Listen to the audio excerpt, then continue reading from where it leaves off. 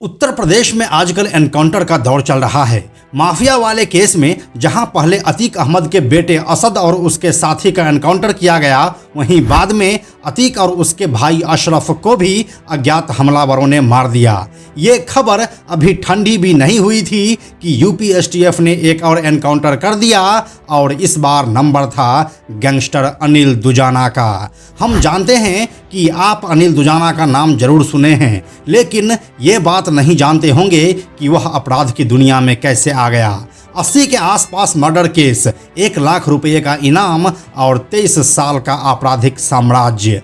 क्या है अनिल दुजाना की पूरी कहानी, आइए आपको बताते हैं आज के इस वीडियो में सब कुछ पूरे विस्तार से।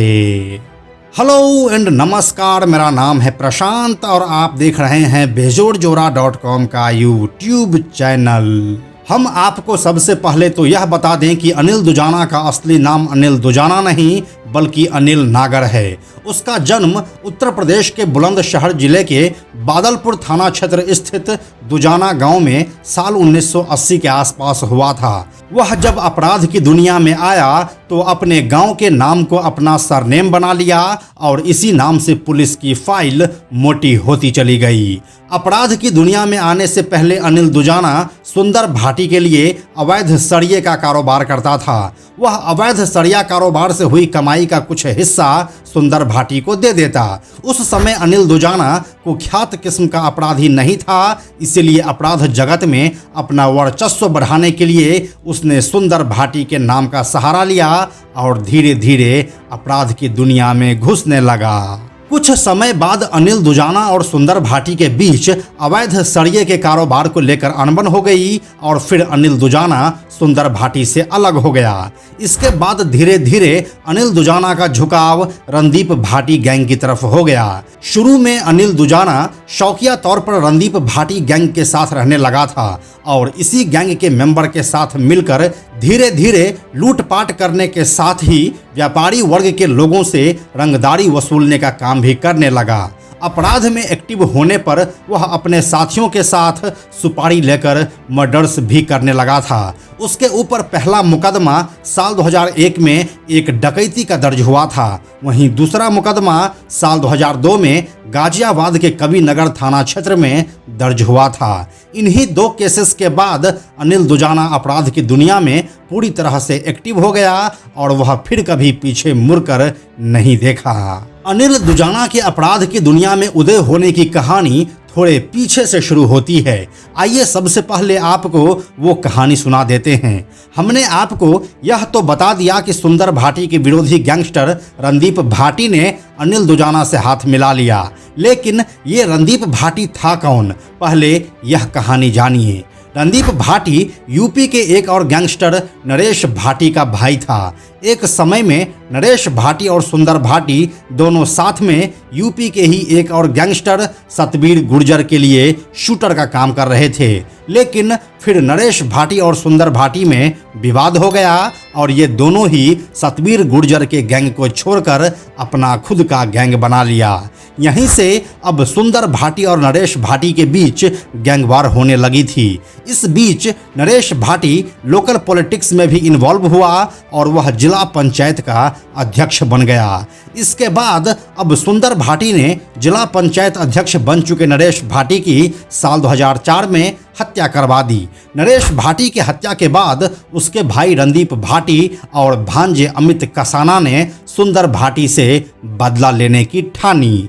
इसके लिए ही उन्होंने अनिल दुजाना से हाथ मिलाया था, क्योंकि अनिल दुजाना पहले सुंदर भाटी का शूटर था और भाटी गैंग का साथ छोड़कर उसने अपना खुद का गैंग बना लिया था। लेकिन फिर भी अनिल दुजाना को सुंदर भाटी के गैंग के बारे में लगभग सब कुछ मालूम था और इसी बात का फायदा रणदीप भाटी उठाना चाहता था।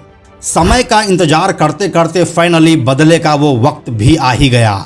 साहिबाबाद स्थित भोपुरा गांव में साल 2011 के नवंबर महीने में सुंदर भाटी के साले की शादी थी। इसी शादी में रणदीप भाटी, अनिल दुजाना और अमित कसाना ने AK-47 से ताबड़तोड़ फायरिंग शुरू कर दी, जिसमें 3 लोग मारे गए। हालांकि इस शूट आउट में सुंदर भाटी बच निकला, लेकिन इस तिहरे हत्याकांड के बाद फरार चल रहे अनिल दुजाना को यूपी पुलिस ने जनवरी 2012 में गिरफ्तार कर लिया और उसे जेल भेज दिया।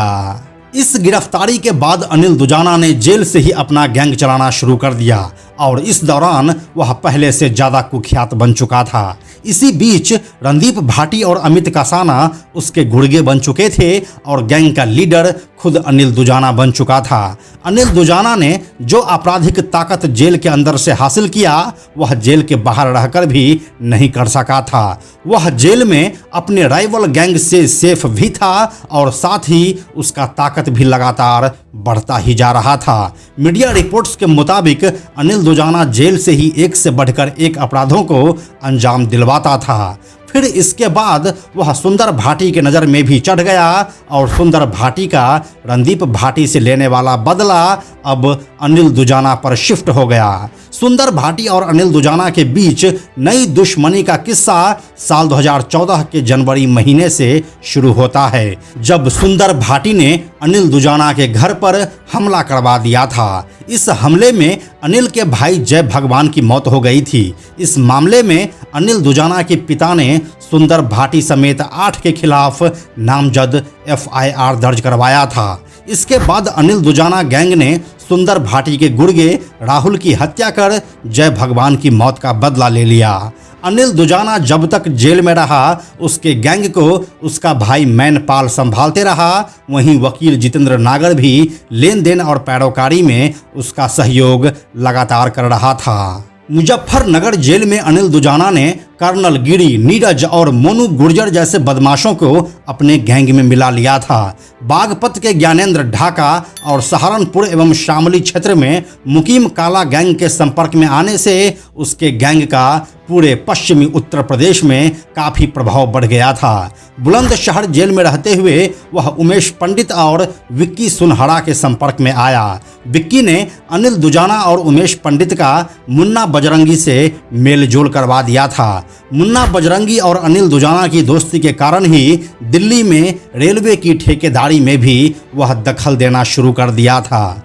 अब आपको बताते हैं अनिल दुजाना के शादी की कहानी। साल 2019 के फरवरी महीने में सूरजपुर कोर्ट में बागपत की पूजा नागर से वह सगाई किया और फिर फरवरी 2021 में जमानत पर बाहर आकर वह शादी कर लिया।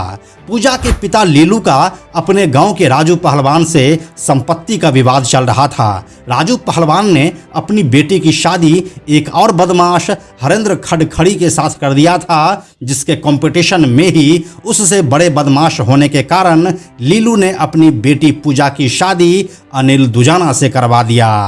जनवरी 2021 में अनिल दुजाना जमानत पर बाहर आया था। हालांकि पुराने केसों में पेशी पर न पहुंचने के चलते कोर्ट ने उसके खिलाफ गैर जमानती वारंट जारी कर रखा था।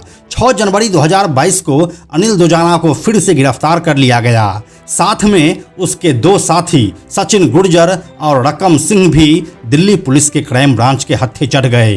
अनिल दुजाना पर 18 मर्डर सहित कुल 80 केस चल रहे थे। उसके ऊपर रासुका भी लग चुका है। यूपी पुलिस ने उसके ऊपर 1 लाख रुपये का इनाम भी घोषित कर रखा था। क्राइम ब्रांच ने अनिल दुजाना को पकड़कर बताया था कि वह दिल्ली के मंडावली इलाके या करकरडुमा कोर्ट कॉम्प्लेक्स में किसी का मर्डर करने वाला था। इनपुट्स सही थे और समय रहते अनिल दुजाना को गिरफ्तार कर लिया गया।